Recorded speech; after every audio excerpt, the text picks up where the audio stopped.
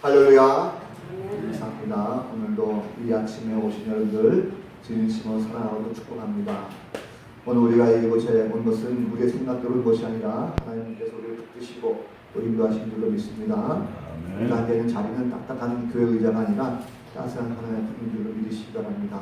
오늘도 우리 가운데 하나님 반드시 주신 말씀을 주실 줄로 믿습니다. 숲속나라의 동물들의 이야기인데, 동물나라 가운데 호랑이가 좀 힘이 세죠. 호랑이에게 잘못을 했던 토끼하고 노루, 다람쥐, 이 세 동물이 호랑이 집에 사과를 하러 간다고 합니다. 그런데 이 숲속나라의 원칙이 뭐냐면, 사과할 때, 상대방에게 사과할 때는 반드시 사과를 하나 주면서 사과드립니다, 이렇게 해야 그게 정확한 예의랍니다. 그래서 이 토끼와 노루와 다람쥐가 호랑이 집 옆에 있는 가게 가서 과일을 사게 됩니다. 그런데 보니까 거기에 사과가 2개밖에 없대요.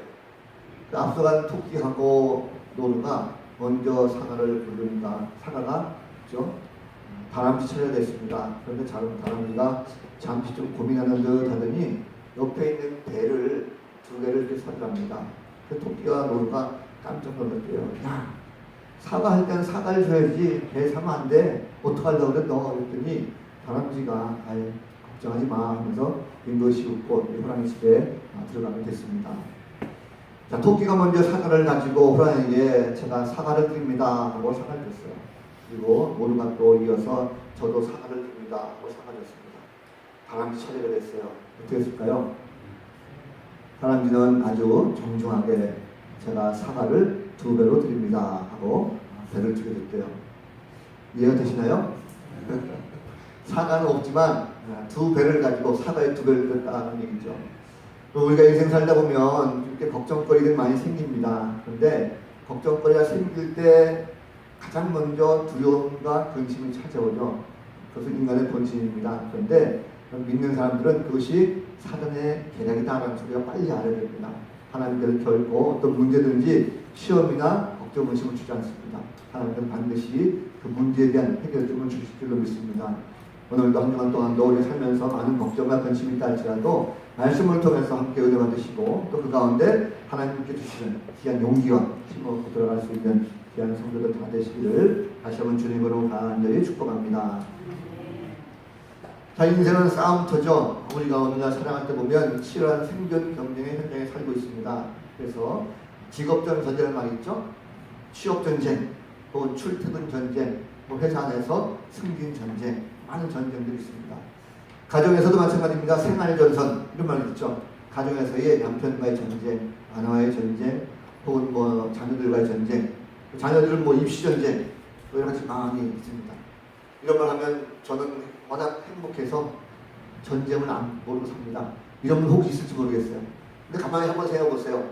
전쟁이 없나? 어떤 분은 그런 문제가 없다 할지라도 자기와의 어떤 그 살과의 전쟁, 이런 거 하지 않습니까? 다이어트 하면서 전쟁하는 거 볼 수 있습니다. 근데 여러 가지 전쟁의 모습이 우리 간에 많이 있습니다. 주중에 보니까 우리가 태풍과도 싸웠죠. 태풍과 싸웠던 이런 모습도 있었고, 또 여러 가지 삶의 많은 문제들. 그래서 우리가 주변 삶 자체가 전쟁의 현장이 아닌가 하는 그런 생각이 듭니다. 전쟁이라는 것은 눈에 보이는 전쟁도 있고 보이지 않는 전쟁이 있습니다. 오늘 말씀 본문을 보면 바울은 에베소 교회 성도들에게 마귀의 관계 무엇입니까? 간사한 계략이죠.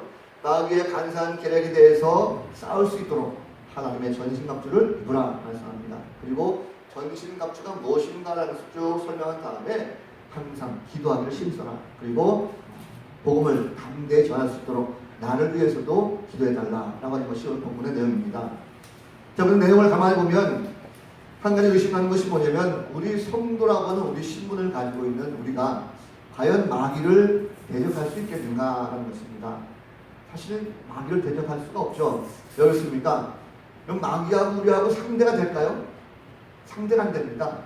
그리고 생각해보세요. 인간과 인간이 서로 다투고 전쟁을 벌인다 그러면 쉽게 보이는 것이기 때문에 전쟁을 할 수가 있겠지만, 마귀는 영물입니다. 인간이 아니고 영물이기 때문에 보이지가 않습니다. 마귀는 대단한 능력을 가지고 있어요. 어떤 능력이 있습니까? 마귀는 세상의 권세를 잡을 때 아닙니다. 공주 권세를 잡았다고 그러죠. 좀 더 쉽게 마귀의 역할, 마귀의 어떤 힘을 볼 수 있는 것이 구약 성경에 보면 욥기가 나옵니다. 욥의 이야기를 잠깐 기억해 보시면 사탄은요, 그 마귀는 이 자연 만물을 움직일 수 있는 권한도 있습니다. 욥의 자녀들이 왜 죽었습니까? 갑작스럽게 마귀가 폭풍을 불게 해가지고 잔치를 벌였던 그 자녀들이 한꺼번에 집어넣어서 다 죽습니다. 자연 만물을 움직일 수 있는 권한도 가지고 있죠. 심지어 욥이 욕차에 걸렸습니다. 피부에 걸렸죠. 악차에 걸렸습니다. 사람의 병도 줄 수 있는 것, 이것이 바로 마귀입니다. 심지어 목숨도 때로는 갈 수가 있어요. 하나님께서 마귀에 뭐라고 말씀하십니까? 내 종 욥의 생명만큼은 건드리지 마. 이게 보면 마귀가 생명도 건들 수가 있다는 거죠. 자, 자연 만물도 다스리고 그것도 움직이면서 인간의 모든 병과 또 생명까지도 주관할 수 있다는 그런 힘을 가진 것이 마귀입니다. 심지어 천사들도요, 마귀에 대해서는 감히 어찌할 수가 없어요. 그게 마귀의 원래 모습입니다. 마귀의 계략을 보면 참으로 교묘합니다. 그럼 마귀가 인간과 싸울 때에 주로 사용한 무기가 어떤 힘이 아닙니다. 자신이 가지고 있는 어떤 권세라든지 또 능력을 가지고 사람들을 막 공갈하고 협박하는 이런 마귀의 모습이 아닙니다. 마귀의 모습은 항상 보면 그럴듯하게 속이는 겁니다. 속이고 미혹하고 감추는 거죠. 그래서 그것이 마귀의 수법입니다. 할 수만 있다면 광명한 천사의 모습으로 변장까지 하면서 나타나는 것이 바로 마귀의 모습이라는 거죠. 자, 예수를 믿기 전에 우리가 몰랐어요. 사실 그런 건.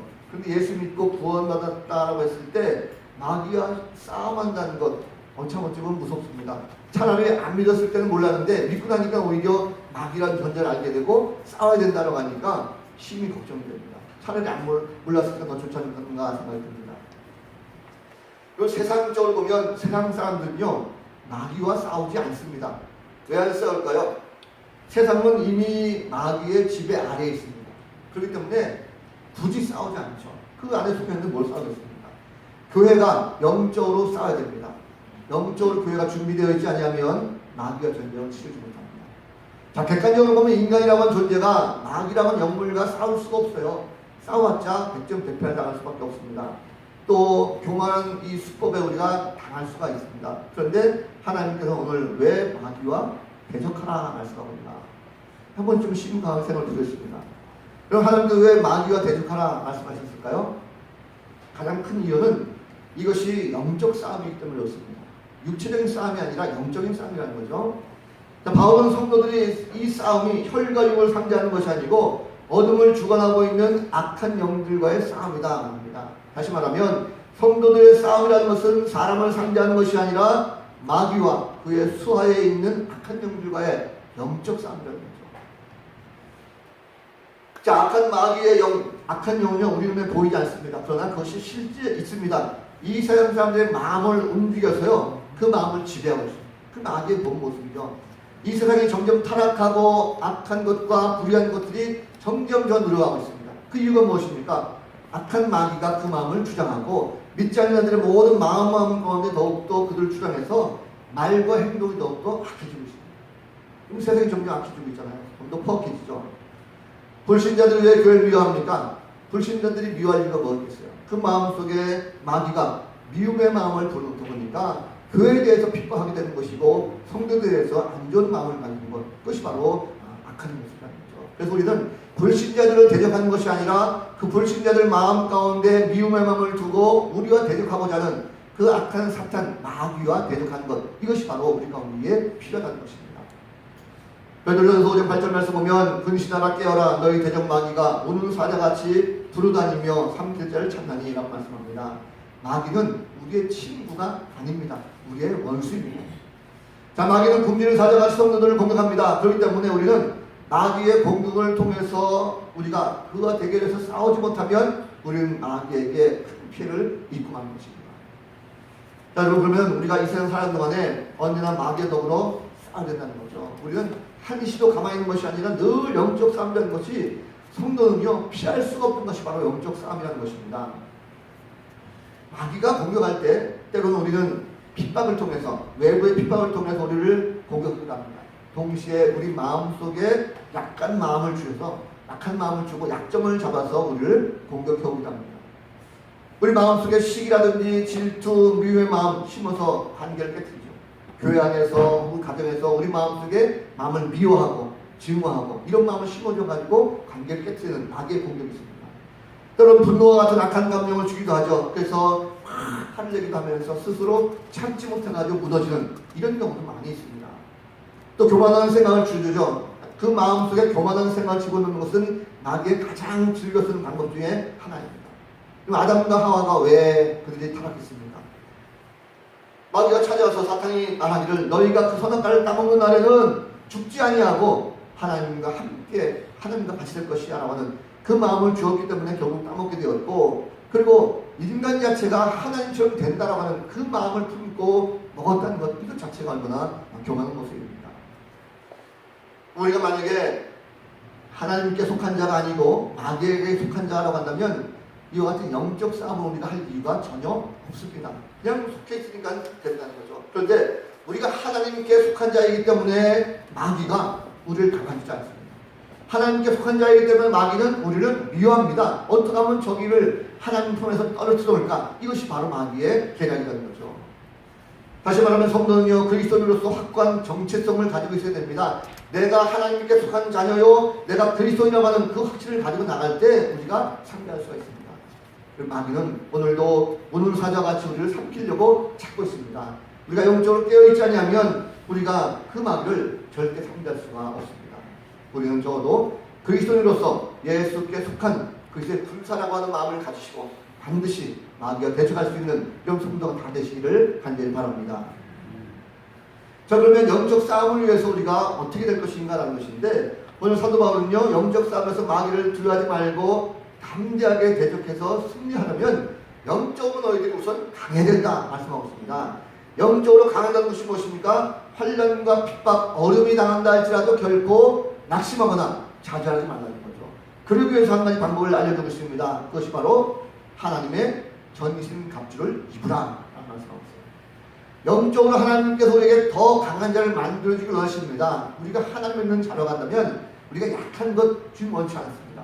어떤 영적인 전쟁을 통해서도 반드시 이길 수 있는 영적 강한 군사가 되기를 원하신다는 거죠. 그러기 위해서 우리에게 하나님의 전신 갑주를 입으라 말씀합니다. 자, 바울이 당시에 로마 군사의 갑옷을 보면서 영적 무장이 뭔가라는 것을 말씀하고 있는데, 오늘 보니까 진리의 허리띠가 나옵니다. 자, 허리띠가 어떤 작용합니까? 여러분 군사들 옷을 보면 허리띠를 매면 일단 옷에 거치하는 서름을 다 막을 수가 있죠. 그리고 허리에 허리띠를 한다는 것은요, 허리에 힘을 주기 때문에 그렇습니다. 우리가 뭔가 힘을 낼 때 가장 힘을 많이 가는 것이 허리입니다. 그렇기 때문에 허리를 동여매라는 것은 그만큼 힘을 줄 수 있기 때문에 허리를 매라는 것입니다. 그런데 그냥 허리띠가 아니라 진리의 허리띠. 진리의 허리띠를 가지고 붙게 매면 너희가 힘을 가질 수 있다라고 말씀하고 있습니다. 진리가 무엇입니까? 진리는 바로 예수 그리스도의 복음이죠. 복음을 붙들고 있는 우리의 진리의 띠, 그것을 가지고 내 허리띠를 붙게 매면 우리의 영적인 힘을 발휘할 수가 있다고 하는 것입니다. 의의 호심경을 붙이라고 했어요. 호심경이 무엇입니까? 호심경은 가슴을 보호하는 도구예요. 가슴을 보호하는데 특별히 그 가운데 심장을 보호하는 도구입니다. 그래서 이 로마 병사들이 호심경을 차게 되면 가슴을 보호하는 아주 중요한 역할을 합니다. 자, 이 호심경을 붙이라고 하는데 의의 호심경을 붙이라고 말씀합니다. 이것은요, 마음속에 우리가 예수를 확실하게 믿지 않고 어중간하게 믿으면, 내가 구원받은 백성으로서 내가 하나님의 자녀임을 확실하게 고백하지 아니하면 언제든지 우리는 이 심정을 빼앗길 수가 있다는 거예요. 그렇기 때문에 호심경도 그냥 호심경이 아니라 의의 호심경입니다. 내가 죄인이지만 주님을 믿고 고백할 때 주님께서 나를 의롭게 여기셨어요. 그렇기 때문에 나는 의인된 자녀입니다. 내가 의의 자녀이기 때문에 의의 호심경을 맺다는 것은 더 이상 악한 사탄 마귀가 나를 공격한다 할지라도 나는 결코 나의 그리스도의 의로움을 결코 버리지 않는다는 것을 고백할 수가 있다는 거죠. 그래서 우리는 예수 아닌 자에게 결코 정죄함이 없다는 것을 확실하게 믿고 나갈 수 있는 그런 성도가 되야 될 줄로 믿습니다. 복음의 신발을 말씀합니다. 이 복음의 신발은 무엇입니까? 신발은 당시 군인들이 전쟁터에 나갈 때 가장 빠르게 움직일 때 신발을 신죠. 그럼 자갈이 많이 있다든지 또 물가를 걷는다든지 진흙탕을 걷는다든지 할 때 신발의 역할이 굉장히 큽니다. 잘 달리고 잘 뛰고 이래야 갈 수 있는 거죠. 평안의 복음의 신발이라는 것은 복음이 바로 전역한다는 것입니다. 내가 복음을 들고 신발을 신을 때, 복음의 신을 신었을 때 마음에 평안이 오고, 달려갈 때 쉽게 달려갈 수가 있고, 싸울 때 쉽게 싸울 수가 있다는 거죠. 그래서 우리 적어도 복음의 신발을 신고 나가는 그런 성도가 되어야 될 줄로 믿습니다. 방패를 가지고 나가라 했습니다. 방패는 무엇입니까? 방패는 커다란 방패. 당시 로마 병사들의 방패는 한 1m 20 정도 되는 큰 방패입니다. 이 방패를 가지면 온 몸을 다 가릴 수가 있어요. 온 몸을 다 가린다는 것은 무슨 말씀입니까? 내 전체를 다 방어할 수가 있다는 거죠. 그런데 당시에 전쟁에 있어서 가장 위험한 무기가 뭐냐면 불화살이었습니다. 상대방이 불화살을 쏘게 되면 그걸 막을 수 있는 유일한 무기는 바로 방패라는 거죠. 방패에 꽂혔을 때 그 불화살의 불은 스르르 다 꺼지게 되어 있습니다. 자, 마귀는요, 오늘도 불화살을 우리에게 계속 쏩니다.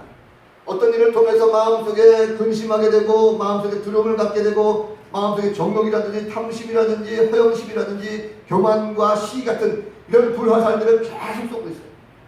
내가 만약에 지금 그런 마음 가운데 잡혀 있다면 나는 사탄의 불화살에 맞은 상태입니다. 오늘 성경에서는 그것을 막을 수 있는 것 바로 방패입니다. 그런데 방패가 그냥 방패가 아니라 믿음의 방패입니다.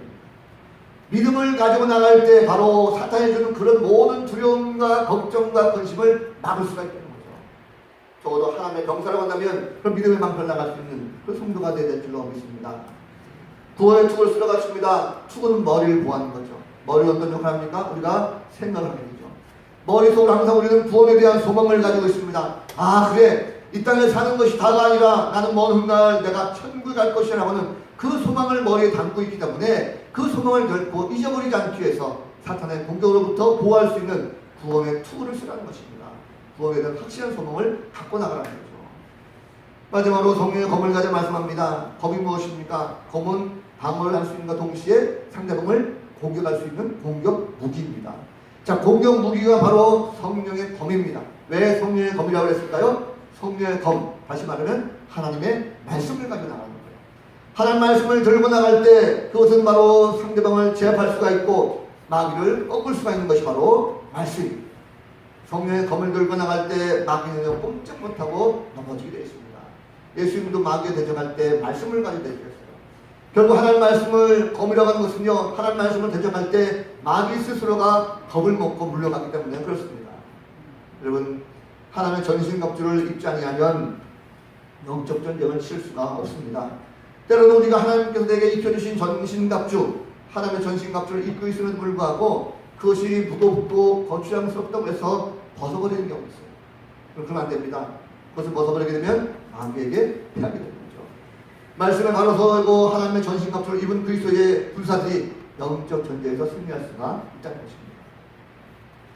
사람은 늘 미혹합니다. 제가 어제 밤에, 토요일 밤에 제가 웬만하면 TV를 안 봅니다. 그런데 어제는 제가 특별히 봤어요. 그것이 알고 싶다. 혹시 보셨습니까? 네, 아마 늘 이 시간에 보시면 있을 거예요. 제가 왜 봤냐면 거기에 제목이 은혜를 교회 신옥주에 관한 이야기가 있습니다. 제가 관심이 많고 그리고 거기에 또 관련이 주는 것이 있어가지고 제가 봤습니다. 보고 깜짝 놀랐어요. 신옥주 목사라고 하는 그 여자가 하는 그 말이 성경에 계시되어 있는 모든 말씀들, 그 모든 계시된 말씀들을 성령께서 말씀하시는데 그 계시된 말씀을 풀 수 있는 사람이 온 세상에 자기밖에 없다는 거예요. 세상의 모든 사람들은 다 가짜라는 거예요. 자기만의 진짜랍니다. 그리고 성경에 있는 말씀대로 타작마당을 한다고 하는데 타작마당을 보고 깜짝 놀랐어요. 예배 시간에 사람들 앞에 불러세워가지고요, 화를 내더니 갑자기 가위를 가지고 성도의 머리카락을 막 자르는 거예요. 여자의 머리카락. 그리고 타작한다고 하면서 상대방의 얼굴을 치는데 보니까 70, 80 먹은 놈이라도요, 세워놓고 막 때리는데 한 대면 때리는 것이 아니라 수십 대 때리는 거예요. 그것만 있는 것이 아니라 타작마당을 만들어가지고요, 그 가정을 피지로 보낸다고 하면서 거기에 남편과 아내를 앉혀놓고 아내가 남편 때리게 하고 또 남편이 아내 때리게 하고 심지어 자녀를 앉혀놓고 자녀가 엄마 뺨을 때리게 하고 또 엄마가 자녀의 뺨을 때리게 하고 이래야지 피지가 갈 수 있다고요. 이런 일이 벌어졌습니다. 그리고 아직도 그 피지에서는요 400명의 성도들이 아직도 거기서 나오지 못하고 있다고요. 왜 이런 일이 벌어졌을까? 그런데 한결같은 것은요, 거기에 미혹되어 있는 많은 사람들이 복음에 돌아가라고 여권을 줬는데도 불구하고 안 돌아간다는 거예요. 거기가 진리라고. 이런 일이 어떻게 있습니까? 우리가 영적으로 깨어있지 않으면 이런 전쟁 가운데 우리가 얼마든지 미혹될 수가 있습니다. 우리는 적어도 저기서 미혹되지 않도록 하나님의 전신갑주를 입는 그런 성도가 되어야 될 줄로 믿습니다. 사도 바울이 그런 말씀 가운데 특별히 한 가지 더 부탁한 것이 있습니다. 뭐냐면 영적 승리를 위해서 항상 기도하는 거죠. 기도에 힘쓰는 것입니다. 자, 기도는 무장하라고 했습니다. 모든 기도와 간구로 하되 항상 성령 안에서 기도하고 이를 위하여 깨어 구하기를 항상 힘쓰라 말씀합니다. 여러분, 영적 싸움에 기도가 왜 필요합니까? 여러분, 영적 싸움에 기도가 반드시 필요한 이유는 기도할 때 영적으로 우리가 깨어있기 때문에 그렇습니다. 기도하지 않으면 우리가 할 수가 없어요. 여러분, 생각해보세요. 군인이 아주 훌륭한 훈련을 받았습니다. 일당 100으로 싸워도 1일 정도의 훈련을 받았어요. 그리고 온몸을 잘 감쌀 수 있는 전신갑주를 입었습니다. 이제 다 내보내기만 하면 전쟁에서 이길 수가 있어요. 그런데 전쟁터에 나갔는데 내가 피곤하다고 졸아버리면 전쟁 어떻게 됐습니까? 그건 전쟁은 소용없는 거죠. 마찬가지입니다. 하나님께서 말씀하시거든요. 우리가 영적으로 깨어있어야 됩니다. 예수님의 모습을 한번 생각해보십시오. 겟세마네 동산에서 주님께서 잡혀가시는 전날 밤 그가 눈물 흘리면서 땀방울이 핏방울 되도록 주님 기도하셨어요. 제자들에게 깨어있으라 하면서 시험에 들지 않도록 너희가 깨어있어야 된다, 기도해야 된다라고 했는데 제자들은 기도하지 않냐고 잠들 뻔했습니다. 주님 잡혀가시다가 어떻게 됐습니까? 제자들은 온데간도 없이 다 흩어져 도망갔습니다. 심지어 수제자들 베드로도 주님을 모른다라고 3번씩이나 부응했던 영적 전쟁의 실패자도 많았습니다. 여러분, 마귀는 깨어서 기도하는 성도들을 무서워합니다. 기도하는 성도들은요, 마귀의 관계를 알아차릴 수 있는 영적인 통찰력이 생기게 되어 있습니다. 그래서 우리가 반드시 기도해야 된다. 그러면 기도를 어떻게 합니까? 먼저 오늘 말씀 보니까 모든 것에 대해서 기도와 간구를 하라 말씀하고 있어요. 그리스도인들은요, 내 자신의 모든 삶의 모든 것들을 다 기도로서 하나님 앞에 말씀을 드려야 됩니다. 묻고 또 묻고 쉬운 일이든 어려운 일이든 내 삶에 있어서의 모든 문제들과 걱정 문신들을 내 생각 내 뜻대로 하는 것이 아니라 하나님 뜻에 맡기고 하나님 뜻이 무엇인지를 구하는 기도, 이것을 하라는 거죠. 빌립보서 4장 6절 이하의 말씀 보면 아무것도 염려하지 말고 다만 모든 일에 기도와 간구로 너희 구할 것을 감사함으로 하나님께 아뢰라. 그리하면 모든 지각에 뛰어난 하나님의 평강이 그리스도 예수 안에서 너희의 마음과 생각을 지키시리라 말씀합니다. 우리가 기도할 때 하나님께서 우리를 지켜주실 줄로 믿습니다. 또 성도는요, 기도할 때에 간절하게 적극적으로 기도해야 될 것입니다. 그냥 잠깐 기도하는 것이 아니라 그것이 응답될 때까지 적극적으로 기도하고 붙들을 수 있는 이런 모습이 있어야 되는 거죠. 기도의 줄을 결코 놓아서는 안 된다는 것입니다. 또 기도할 때 항상 성령 안에서 기도하라 말씀합니다. 한순간 하는 것이 아니라 항상 하라고 했어요. 쉬지 말고 기도하라는 것입니다. 그것이 이루어질 때까지 붙들고 기도하는 거죠. 우리가 그러면 누구를 위해서 기도합니까? 오늘 보니까 먼저 우리 자신을 위해서 기도하라고 했어요. 내 삶의 모든 걱정과 문제들 내가 하나님 앞에서 온전한 신앙이 될 수 있도록 하나님 나를 붙들어 주옵소서. 내 기도를 들으시고 나를 세워주옵소서. 나 자신이 먼저 하나님 앞에 바로 설 수 있도록 충성된 일꾼으로 쓰임받을 수 있도록 나를 위해서 먼저 기도하시고, 두 번째로 성도들을 위해서 함께 기도하는 것입니다. 교회 안의 공동체 안에서 약한 자들을 위해서 또 걱정과 근심인 자들을 위해서 함께 붙들고 기도할 수 있는 모습, 이것이 영적으로 무장할 수 있는 좋은 방법이라는 거죠. 뿐만 아니라 기도를 요청받았다고 한다면 서로 함께 기도하면서 중복이라는 것, 이것이 바로 필요하다는 것입니다. 오늘 말씀 가운데 하나님께서 말씀하신 것이 무엇입니까? 구원받은 백성들이 영적 전쟁을 통해서 마귀와 대적하고 있다는 것을 하나님께서 우리에게 알려주고 있습니다. 지금도 우리는 대적을 하고 있는 거죠. 설교 준비하면서 한 가지 궁금한 것이 생겼습니다. 뭐냐면 지금 옥에 갇혀있는 바르모스입니다. 바울이 에베소에 이 편지를 보내면서 앞에 부분 보면 주로 교회의 일치와 화합을 말씀하고 있어요. 성도들이 교회 안에서 가급적이면 사랑하고 서로 용서하고 화해하고 부모에게 효도하고 자녀에게 잘하고 이런 모습 쭉 얘기합니다. 그래서 교회가 한 몸되라 해서 굉장히 사랑과 화합을 많이 얘기하는데 마지막 6장에 들어와서 굉장히 이 바울은요, 마귀와 대적하라 하면서 굉장히 싸움을 부추기는 듯한 그런 모습을 받았습니다. 저는 바울의 모습을 가만히 생각해봤어요. 그럼 바울이 어떤 인물입니까? 바울은 평생의 복음을 위해서 살았습니다. 하나님 앞에 정말 헌신을 하고 다 했어요. 하나밖에 없는 목숨이지만 주님을 위해서 결코 아끼지 않았습니다. 그런데 지금 바울의 모습은 어떻습니까? 그는 지금 감옥에 갇혀있습니다. 평생도록 주를 위해 헌신하고 뭔가 애를 썼으면 노년에 뭔가 화려하고 많은 사람들에게 존경받고 편안한 인생을 살아야 되는데 바울은 지금 감옥에 있습니다. 그의 인생의 마지막이 점점점 다가오고 있어요. 갇혀있는 그에게 어떤 마음이 있었을까 한번 생각해봤어요. 아마도 마귀는 이 바울에게 교묘하게 담았을 것입니다. 야, 너 도대체 뭐냐? 너는 평생도 그렇게 하나님을 위해서 일했잖아. 평생 동안 하나님을 위해서 충성했잖아. 그러면 너는 정말 부귀 영화를 누릴 수 있는 마지막이 될 텐데, 내 인생이 화려하고 좋아야 될 텐데 내 인생이 이 꼬라지가 뭐야? 이 감옥에서 사는 이 인생 볼 게 뭐 있어? 하나님 너를 정말 사랑하느냐? 하나님과의 관계를 끊어. 마귀의 관계가 그 안에 있지 않았나 생각됩니다. 바울이 그 마음 가운데 고민하고 갈등할 때에 자신을 지키고 있는 병사를 봤습니다. 그랬을 때에 그가 입고 있던 갑옷을 통해서 하나님께서 이게 영적 무장에 대한 말씀을 주신 겁니다. 그래서 인간 옷이 아니라 하나님의 전신갑주를 입으라고 하는 말씀은 바울이 자신이 스스로 경험한 거예요. 자신이 복음을 전할 때 사단의 모든 관계들이 많이 있었습니다. 그러나 시간마다 하나님이 함께 하셨고 그에게 입히셨던 하나님의 전신갑주를 그가 알고 있었기 때문에 에베소 교회 성도들에게 하나님의 전신갑주를 입으라는 것입니다. 지금도 바울은 마지막 인생의 그 순간까지도 영적 싸움의 현장 속에서 그가 있었다는 것을 깨닫게 됩니다. 그래서 하나님께서 그에게 알게 하신 것이 무엇입니까? 이 마지막 순간까지도 바울은 잠시도 쉬는 것이 아닙니다. 옥에 있다 할지라도 그는 영적 싸움을 계속하고 있다는 것입니다. 그렇다고 한다면 우리에게 하는 메시지가 무엇입니까? 우리가 당하고 있는 모든 영적 싸움이라는 것은 이것이 한순간에 우리에게 불어졌다가 끝나는 것이 아니라 영적 싸움은 우리가 마지막 생을 다할 때까지 죽는 그 순간까지도 마귀의 관계는 계속된다는 거예요. 우리는 거기에 넘어가면 안 된다는 것입니다. 예수 잘 믿다가도 마지막 죽는 순간에 하나님 원망하고 하는 사람이 있습니다.